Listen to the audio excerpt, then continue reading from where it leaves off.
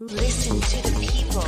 Listen to humanity. Listen to the parrot. Parrot TV. Parrot TV. Parrot TV. Parrot TV. Parrot TV. Listen to the people. Listen to humanity. Listen to the parrot. Parrot TV. Parrot TV. Hi, I am Dustin Pickering from Parrot Literary Corner. You know me, your noble and honest host, and I've got exciting news for you. Last anthology, Series 1, The Literary Parrot, did such a great job. We wanted to continue to provide this community service to our viewers and to our contributors to the program. So please get up and get a copy immediately.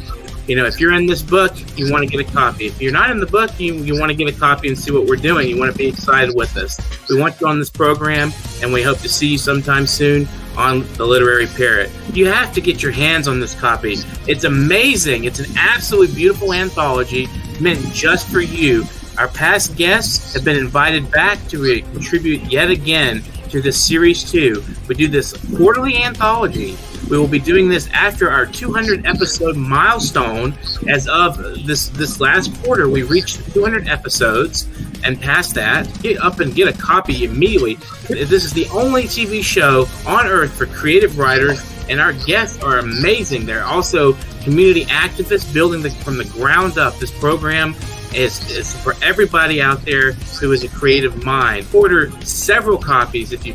Do you know that there is a publishing company that wants to make life easier for you as a writer? This publishing company is called World Inkers Printing and Publishing. We publish in all different languages, and we're looking for writers of all genres, all formats. We're looking for scholars, ghostwriters, playwrights, poets, short fiction, novelists, you name it. We're looking for anybody who is interested in writing and the craft of writing to be in touch with us. You can reach us at info.worldinkers@gmail.com. With World Inkers Printing and Publishing, you do not require a lot of money to publish with us. Contact us today at info.worldinkers@gmail.com. Become a winner with other authors at World Inkers Printing and Publishing. Give us a shot. We will surely finish you. Hello and welcome to World Inkers Network. I'm Dustin Pickering, your noble and honest host, as previously mentioned. And today is episode 250. So let's congratulate ourselves for the 250th episode. Today, our author is Amy Ferris. She is an author, editor, screenwriter, and playwright. Her screen adaptation of J. California Cooper's short story, Funny Valentines, was nominated for a Best Screenplay Award. Her screen credits include the feature Mr. Wonderful and 2 TV series, Tattingers and Jack's Place. Amy created and curated 2 anthologies, Dancing at Shame Prom and Shades of Blue, Writers on Depression and Feeling Blue. Shades of Blue went on the proverbial road, a la Vagina Monologues, hitting numerous cities and changing lives. And in 2012, Amy's memoir, Marrying George Clooney, was adapted into an off-Broadway play. So let's talk about a little bit with Amy Ferris here. So welcome to the show. Amy, how are you doing today? I'm doing very well, Dustin. How are you? I'm doing pretty good. So tell us a little bit. I'm curious, is there a major difference between writing like a play that will be produced on stage versus a screenplay? There is, and I didn't know that there was. Writing a screenplay is a little bit more collaborative in terms, and when I say that, I mean you have producers and directors and all kinds of people coming in, and you're not necessarily going to have your work on the screen.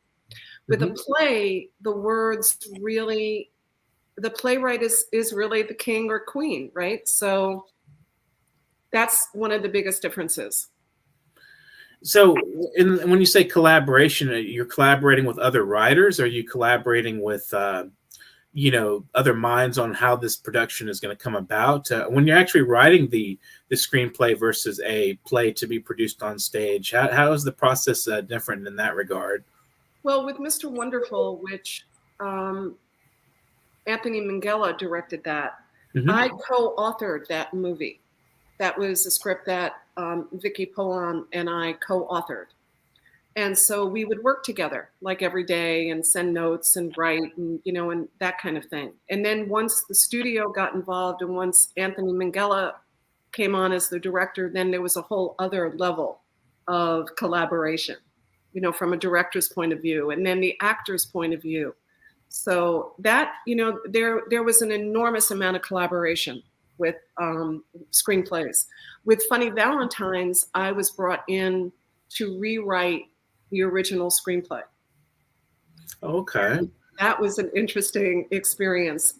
J. California Cooper wrote the short story, Mm-hmm. and Julie Dash was brought in to direct. Julie directed Daughters of the Dust, Mm-hmm. and Alfre Woodard was involved, and Loretta Devine was already involved. And so I was brought in when they had received the original screenplay. It was nothing that they had expected, and they needed someone to come in and do a page one rewrite, which means that you kind of get rid of all of the work and start over. And so that was what I did. Interesting. So you started like straight from scratch and just wrote a complete new script. Yeah, I had this short story, which was absolutely gorgeous. It was part of a collection in Mm-hmm. J. California Cooper's book. And I read the short story, and I think it was like 8 pages maybe. And I came in and worked with Julie Dash, and it was wonderful. It was really, really an extraordinary experience to work with someone like Julie, who is so generous. She really is. She's an extraordinary woman. So how do you take a narrative that's a short story and turn it into something that would actually be acted, you know, on stage or on a screen? That's an interesting process for me. Like, you know, because you're reading and there's going to be details that, you know, are in the story that you know would be hard to write into like a script, I would think. So how does that come about? That is a great question. In the short story, it was a story about 2 cousins, and it was very bare bones. Mm-hmm. And when I came in, I said to Julie, what if we add this element? What if we take this story and turn it into and really make it a completely different experience between the two women?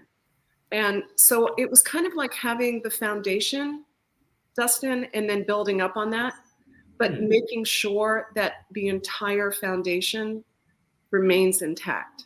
Right. So, and then J. California Cooper saw the movie and loved it. She just loved it. She was so incredibly touched by how we had taken that story and turned it into something really big. So tell us a little bit about your memoir. What is that concerning? It's an interesting title. Marrying George Clooney? Mm-hmm. Well, it was, I was up in the middle of the night, and I was going through all of the first stages of menopause, which I don't recommend anybody go through the way I went through it. Mm-hmm. But I was up in the middle of the night, and I started Googling old boyfriends. Go figure, right? Mm-hmm. And then from there, I thought, ooh, you know, let me keep writing a really quirky memoir about what it's like to be up in the middle of the night, dying for Ambien, needing Ambien, Mm-hmm. you know, Googling old boyfriends. And then in the middle of writing the memoir, my mother was diagnosed with dementia. Hmm. And so it went from being a very quirky, funny little book to being something that my publisher at the time said, you need to now really dig deep. Mm-hmm. And my relationship with my mother was very complicated. And for the longest time, Dustin, I thought my mother was the most powerful woman in the world. But then I realized my mother was really angry. Mm-hmm. And that I mistook all of her anger for power. Wow. And so I made like a real swift left turn and Mhm. started to write about my relationship with my mother. And at the end of my book, and I'm going to get very emotional, at the end of the book, I realized that I had become the woman that she always wanted to be. Mm. And my mother was an artist, and she really basically gave up her whole life to raise 2 kids, to be married. She Mhm. didn't really want to have children. Mhm. I'm awfully glad she did. And I fell in love with her at the end of my mother's life. I fell in love Mhm. with who I found out who she was. And there was a moment when I was toward the end of the book, I would say, that I went to see her in the assisted living facility. I went Mhm. there for about 10 days. She had moved to New Mexico. We had moved her to New Mexico because my brother was there. And she's had one very, very lucid moment. Mhm. And she turned to me and she said, I didn't want anyone to love you. I wanted everyone to love me. Mm. And that became an extraordinary moment for me because everything clicked. You know, when something all of a sudden you go, wow, I fucking get this. Mhm. Like I understood why she was negligent. I understood why I had such a difficult relationship with her. Mhm. And I went from thinking, oh my God, you know, it's so dysfunctional, to really understanding that it wasn't any different than any relationship that's complicated. Mhm. So that was how Marrying George Clooney really became a book. Wow. That's fascinating. The way the creative process works and the way life kind of seized you in that period to sort of steer it a different direction. Did you find that, you know, when you writing your mother's character in the story, like, you know, as you're writing it, did you change the way language was used for the person, or did it just sort of happen naturally? Did you recall events and try to write down exactly what was Oh, said, or how did that happen? you know, I think, and I'm going to ask you a few questions because we're going to go Yeah. back and forth here. I think when I was young, I was able to retain a lot of what made me unhappy. Right. Does that make sense? Mm-hmm. So I was very aware of the things that happened in my childhood, and I remembered them. And I actually remembered a lot of the things that my mother said to me because they hurt so deep. Mm-hmm. They were so painful. Right. So I was able to recall those things. I don't know if I really necessarily changed the voice of who my mother was, other than bringing her to life. Mm-hmm. You know, but I think when you're a kid, right, when you're a teenager and you're really struggling and you have a hard time, you remember moments that cause you incredible pain. Right. And for me, one of the greatest lessons of growing up like that is that I never wanted to do that to another person. Right. That Yeah. kind of that kind of pain I never wanted to inflict on another person. And it was an emotional pain. You know, she Right. wasn't physically abusive. She was very emotionally abusive. Mm-hmm. So that kind of brings us a little bit into the Shades of Blue Yeah. anthology. That's kind of segues into this. So what brought that about, and what kind of submissions did you receive from people? That, Dustin, and I'm gonna ask you a question right now. Okay. All right. So growing up, what was it like for you as a teenager growing up in Atlanta?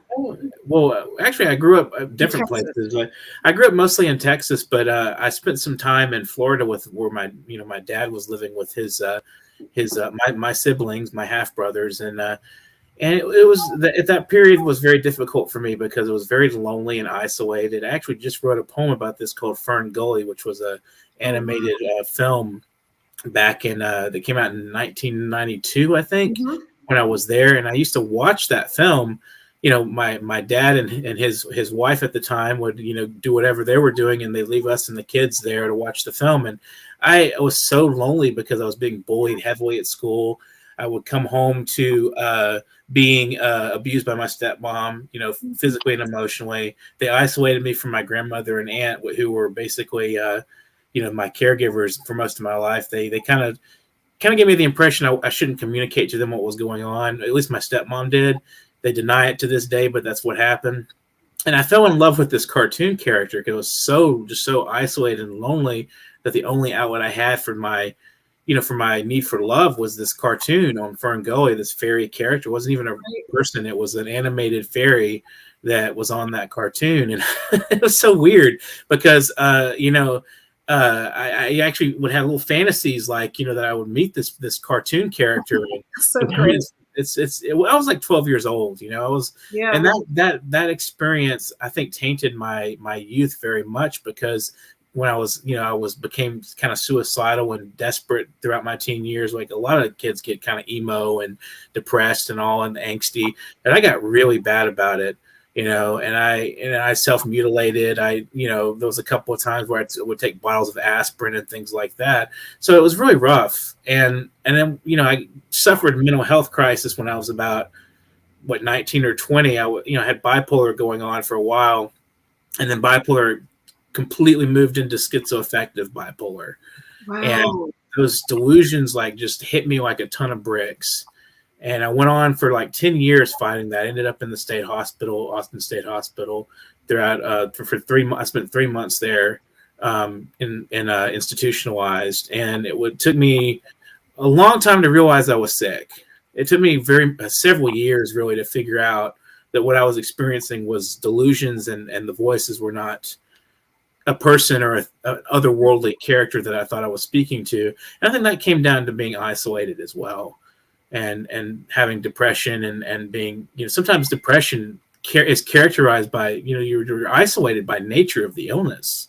Yeah. You know, that's one thing I've learned from that, is that it's just it's not something to play with. I mean, people don't understand the difference between being a little sad one day and actually actively suffering from depression, which can happen to anybody at any given time. It can hit you just out of the blue. It's a physical thing. It's not not necessarily emotional, but it affects your processing and your emotional abilities, I think, and, you know, your well-being altogether. It's a very difficult and tricky illness to deal with. And so I'm just curious, like, you know, what brought you to be interested in that issue? Robin Williams, when he took his life. And Robin Williams played the character Batty in that film, Fern Gully. Very strange coincidence there. Isn't it? Yes. Robin Williams, when he took his life, mm-hmm. and I very, very often stop people from saying committing suicide, because it's not a crime. Right. And I feel like, so when he took his life, I decided that I needed to come out about my suicide attempt, because people were going around talking about how selfish he was. Oh, wow. And that he shouldn't have done that. And right. And I felt, wait a second, you know, we need to talk about mental illness. We need to talk about these stories. We need to talk about our depression the same way we talk about cancer, the same way we talk about diabetes, the same. Absolutely. And so I wrote a post, and I wrote about my trying to kill myself, trying to take my life at the age of 15. Okay. And I posted it on Facebook. Thousands of people responded. Wow. I'm not exaggerating. All of a sudden it was like I hit a nerve. But what I wrote about really, Dustin, was about depression is not something that it's not like the flu. You know, right. You can't just get better. You can't, you know, it's not like, okay. And my publisher, my publisher of Marrying George Clooney, actually got in touch with me, Seal Press, and said, would you consider putting this in an anthology, creating an anthology? This is because she herself suffered from depression. And I said, absolutely. And I reached out to about 45 people that I knew, not that I knew all of them, but 45 people who often wrote about depression or suicidal attempts or feeling suicidal. And every single one responded, yes, I want to write. I want to write my story. And I think there were 36 pieces in Shades of Blue. And every single one of them, Dustin, is different. Right. Everyone from being diagnosed with bipolar or just suffering from depression, like sad seasonal depression. And every single story. There's one piece in there that was written by Matt Ebert. Okay. And Matt actually jumped off a bridge. Wow. And a bush, an actual physical bush, is what stopped him from dying. Wow. So he was able to write about what it was like while he was going down and falling. And it's pretty remarkable that all of a sudden he decided that he wanted to live. And he still, to this day, I mean, Matt suffers so horrifically from depression. Yeah. And he has some really great days and he has some really awful weeks. But it was pretty extraordinary that he wrote about that. It's funny that you mentioned Robin Williams, and a lot of people might even think that, oh, he's rich, he's famous, he's loved, everyone cares about him. Why would he do such a thing? That's so horrible. It's so, like you said, selfish. I can see people saying that. And what people don't often understand is those things actually complicate your life. Fame and fortune. God. Like you never know. I mean, what could happen to a person in a different position than you, that you may want to be in that position, but at heart, if you were to be put in that position, it's a lot more than it's worth in some ways. It must have been really stressful in general, of like him in that position of where he was and what life he was living in, what moment when he decided he had to leave the world for himself, and it's terrible. I mean, it had to have been frightening for him. I mean, I've been in those places where it's like you're writing your suicide note, and you're ready to go, and then a phone call or something happens, like a sudden, lightning flash outside or whatever it could be that just distracts you from that. We're going to take a brief break, but we're going to come right back with Amy Ferris. Enjoy this break. Thank you. I'm at that age where I appreciate every sunrise, sunset, and all the hours in between. The age that causes me to notice the rhythmic timing of each breath. A reminder to thank God for granting me another day. I'm at that age where joints begin to stiffen and maybe I don't move as fluently as I did at 22. But I'm also at that age where I realize many didn't even get to see today. So I pray on bent and aching knee, thank you, God, for blessing me.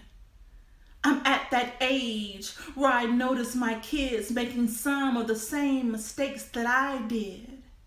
And I remind myself that although never easy, I made it through and so will they.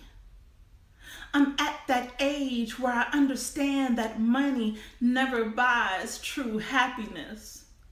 But I'm also at that age where I understand it definitely does help to have a bit.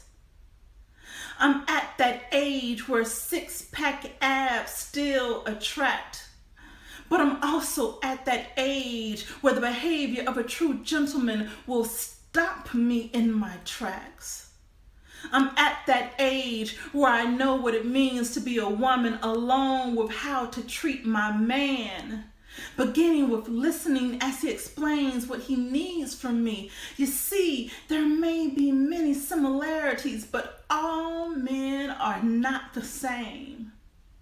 I'm at that age where I realize good things don't come to those who wait. They go to those who educate, plan, sacrifice, work, and repeat over and over and over again. I'm at that age where I appreciate spending time with family, whether we're on good terms or not. Because I'm at that age where I'm losing so many people that I care about. I'm at that age where I'm bearing down on that age where there are more chapters of my life in past instead of future tense. But I'm at that age where I refuse to give up. I continue to climb, to create, to improve, love, and share, bearing my soul to the universe while honoring my ancestors, my God, and myself, while becoming the best version of me possible, because I'm at that age. Do you know that there is a publishing company that wants to make life easier for you as a writer? This publishing company is called World Inkers Printing and Publishing. We publish in all different languages, and we're looking for writers of all genres, all formats. We're looking for scholars, ghostwriters, playwrights, poets, short fiction, novelists, you name it. We're looking for anybody who is interested in writing and the craft of writing to be in touch with us. You can reach us at info.worldinkers@gmail.com. With World Inkers Printing and Publishing, you do not require a lot of money to publish with us. Contact us today at info.worldinkers@gmail.com. Become a winner with other authors at World Inkers Printing and Publishing. Give us a shot. We will surely finish you. Welcome back to World Inkers Network. We're discussing things ranging from screenwriting to depression with Amy Ferris. And today is episode number 250. I want to remind any viewers out there right now that you can comment on the program while we're in the process here of having these discussions and leave us a few notes and thoughts for the program. So, Amy, do you have like a segment you'd like to read for us, maybe? Sure. I didn't expect to. Let me get something. Okay. You're watching World Inkers Network. I'm Dustin Pickering, your noble and honest host. If you're watching today, I just want to say that there is help out there for you. If you're suffering from depression, there are people who understand. We had a long discussion just a few moments ago about some of the things that people face in those very trying times. And I just want to remind everyone you are cared about, and we do care about you here at World Inkers Network and formerly Parrot TV's Literary Corner. So just remember that you're valid. From the other side, I must have cried 1,000 times. Wanna tell you I'm sorry for everything that I've done. When I call, I know that you'll always be there. Hello from the outside. Welcome back again to World Inkers Network. Amy Ferris with us today on episode 250. So do you have something prepared to read for us? I do, actually, and I'm going to ask you, do you think it would be possible for me to read someone else's? Sure, why not? I'd love to give Jimmy Camp a shout out. Okay, absolutely. And he was in Shades of Blue. Okay. And his piece is called A Slip of the Noose. All right. So I'm going to read a little bit from it. Okay. Sick Boy, Angel, Bobby Two-Tone, Baby Crazy, Johnny Tri-Hawk, Cutter, not their real names. Most everyone had a nickname, no last names. I was just Jimmy, still am. Most everyone had someone looking for them, good or bad. Parents, pimps, cops, brothers, dealers. No one wanted to be found. Most everyone wanted to be anonymous, invisible, lifeless, disposable. Most of us lived in hell at some point. 7021 Hollywood Boulevard. People were looking for me too, but I didn't care. Good luck. Try to find me here.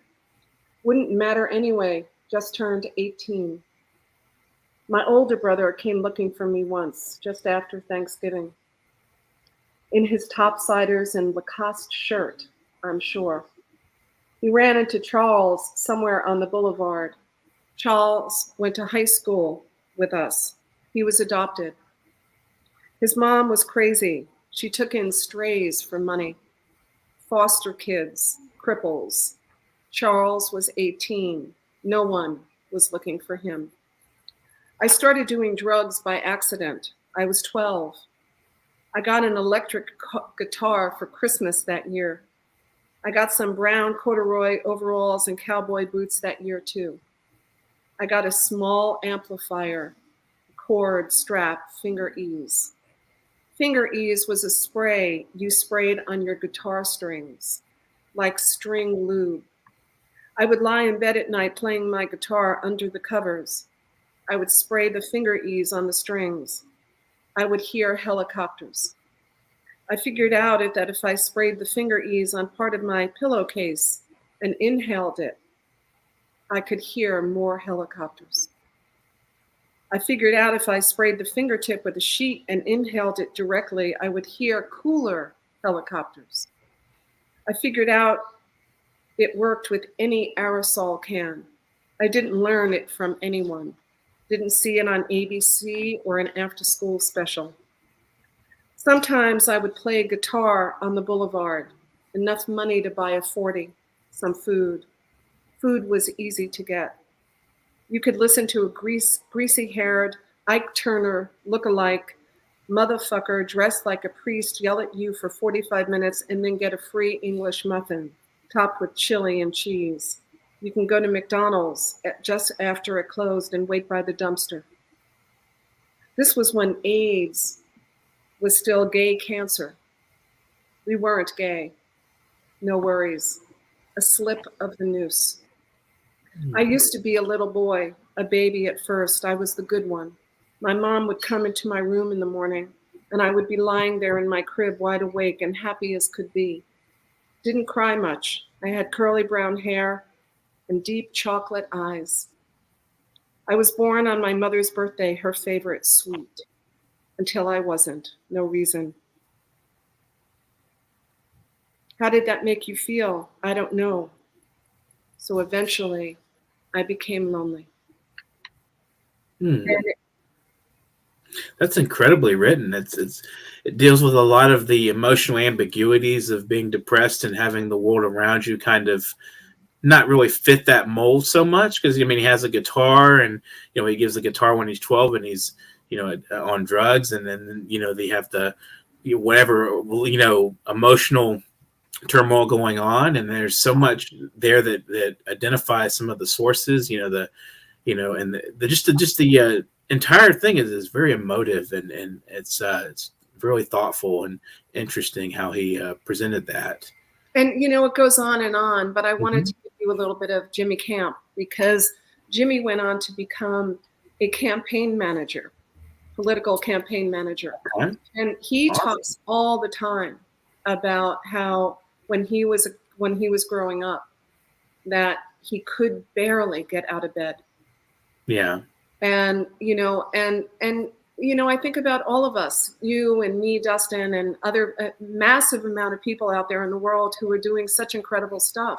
Mm-hmm. And a lot of it is because we struggle with our own, battles, right? And our own demons, and we share those. And that's what makes us very compassionate and empathetic, and also helps other people.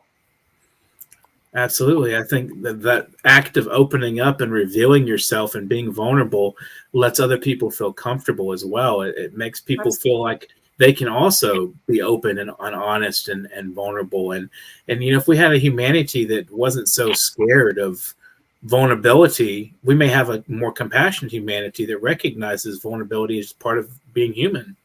Absolutely. I couldn't have said it any better. That is really beautiful. Well, and being vulnerable is also what makes us really good, talented people.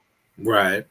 Definitely as artists and as people, I think it can make you a better mother. It can make you a better father. It can make you a better brother and sister, a friend. I mean, I don't know how many times you open up to somebody about something really, really negative going on in your life, you have so many turmoils, and someone says, well, I've got a hangnail or something, just, you know, and it's like, I wasn't talking, you know, you come to somebody sometimes and they do that, and it's frustrating, you know, it's like they want to over talk you and beat you at your sadness or something. They do. They want to compete with your sadness. That's it. Yeah. You're competing with that. And I think what you just said about, you know, oh, I have a hangnail, I think it's really a lot to do with that people have a lot of shame around depression. Yeah. You know, they have a lot of shame around being imperfect. And, you know, thinking, oh, I don't want to share that with anybody. I can tell you that when I wrote about my own suicide attempt, when I wrote about that, and everything in my life changed because it was no longer in my body, that story.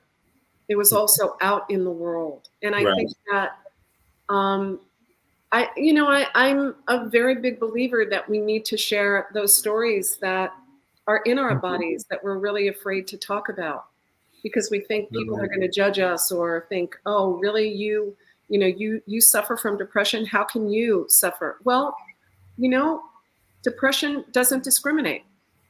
No, it doesn't. It doesn't discriminate. It's probably a lot more common even than it's diagnosed. And a lot of people are probably ashamed to go to a therapist and talk it out. And, you know, that's why we need a lot of therapists out there and psychologists when we sit down and you talk about and hash these things out and try to come up with strategies and coping abilities to work through these problems, you know. And it's really not something you can do alone. And it's not advisable to struggle alone with something like that. You know, and here you are doing your work, right? Mm-hmm. So you get to talk to people all the time and do interviews and find out about everyone's life. And then you get to share bits and pieces of yourself, which actually gives other people the courage. You know, it's like you were talking to me earlier about going through your childhood makes it easier too for me to talk about it, you know, on air and say, yes, I went through this. Yes. I mean, it's different to put it down on a page than to actually speak it. Yeah, it's different. So what would your last final word be for our viewers today? My last final words would be brave. Absolutely. Open, carry your life. Oh, I love it. I love it. That should be a slogan. Yes, it should. Justin, open, carry your life. Open, carry your life. Absolutely. Absolutely. And do you want to say any thank yous or give any shout outs to anybody that? I want to give a shout out to my husband. Okay. And because he's such a good guy, I want to give a shout out to you and your producer who invited me onto the show. Thank you so much. And I also really want to give a shout out to my partner at Story Summit, my 2 Story Summit partners, David Kirkpatrick and Deborah Engel. Okay. Well, if you know anybody else that you think would like to be interviewed, or talk about any number of things, just send them my way. Literary Corner, NewYorkParrot.com, where you found me. I'd love to interview just about anybody out there doing creative work. So, I would love to do that, Justin. Thank you so much for having me. You're very welcome. It was pleasant. I mean, as pleasant as it can be, it's relieving actually to talk about, things that are really the deep in the nitty gritty of life. It's hard to talk about those things, and we need to have those conversations. And thank you guys out there viewing today, World Inkers Network, episode number 250. We had Amy Ferris. If you missed the program, you can go back on our YouTube and watch it some more from the very beginning. It's a very deep and thought-provoking conversation. And by the way, you can subscribe to the channel while you're there. Like, share, and comment on our wonderful content. And if you would like to donate to our program, we definitely could use the funds. There it is right there, paypal.me/nyparrot. That's through PayPal, paypal.me/nyparrot. You can donate anything you would like to spare. If you like what we're doing and you want to see us continue to thrive, we'd love to hear from you on the PayPal. If you'd like to be on the program as a guest, you can be any kind of creative mind, a writer of any kind, a musician, or a spoken word performer. We'd love to see you on the program. Literary Corner at NewYorkParrot.com. You'll see that scrolling down there at the bottom of the feed there at the banner. Send a bio and sample and a headshot of your to Literary Corner at NewYorkParrot.com. I love to talking with Amy Ferris today about the various problematics of depression and getting the word out about that. So just remember, you're valid and you're wanted in the world, so stay with us. And if you haven't been writing today, get to writing now. Have a lovely afternoon. Well, hello, it's me. I have finally found the courage to speak about those days I was younger, so naive. Now my heart is breaking up, 'cause I know I let you down. Hello, can I tell you? I'm just looking in the mirror, all I see is a broken man. My reflection's full of pain. See, my past was just a lie, now my present's just a cry. But I was gifted another chance by you. Hello from the other side. I must have cried 1,000 times. Wanna tell you I'm sorry for everything that I've done. When I call, I know that you'll always be there. Hello from the outside.